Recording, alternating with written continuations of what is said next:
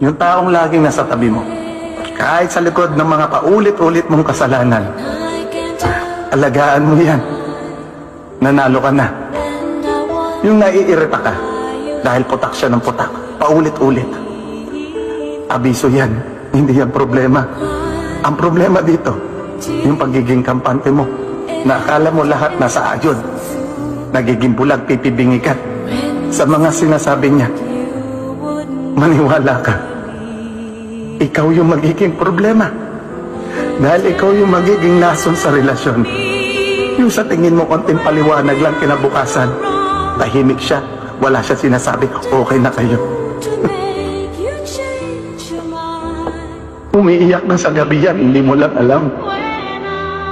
Tinuturuan niya lang sarili niya na tibayan para huwag kang iwanan. Pero huwag mong hintayin na ikaw mismo ang magtuturo sa kanya o paano ka bitawan. Alam mo yung masakit.